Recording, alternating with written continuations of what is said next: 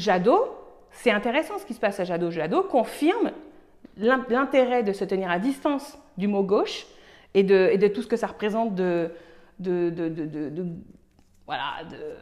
pégueux, quoi, de fatigant d'avance.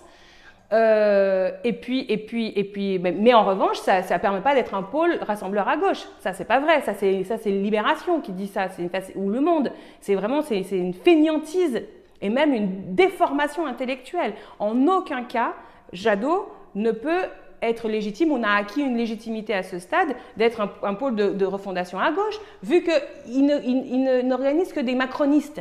Voilà, culturellement, c'est un parti macronisé. Voilà, donc il va être, en fait, Jadot, il va être candidat à remplacer Macron.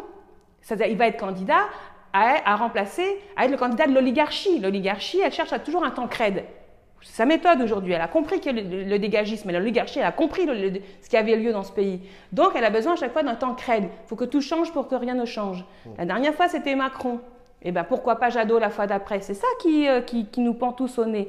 Donc, on a besoin, nous, d'avoir un projet et une stratégie majoritaire, très fédératrice, et je n'en vois pas d'autre que de revenir à la question de la souveraineté, de parler de 6e République encore plus que ce qu'on l'a fait à la présidentielle, encore beaucoup plus.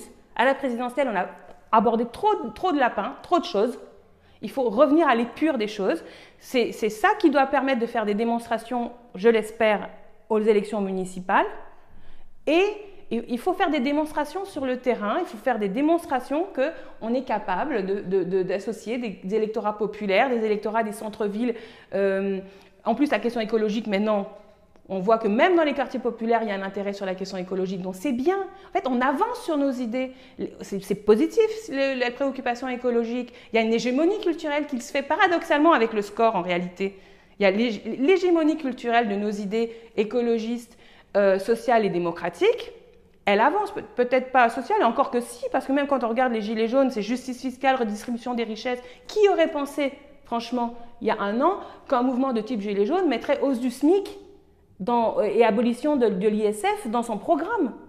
Quand on a lu les directives du peuple au début du mouvement des gilets jaunes, on était tous en se disant, moi personnellement, j'étais surprise et j'étais très très heureusement surprise.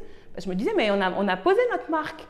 Mais il y a politisation, il y a avancée et hégémonie culturelle, et pour l'instant, on est affaibli dans la possibilité de l'incarner dans des candidatures, voilà. Donc c'est ça qui a lieu de faire maintenant un peu partout.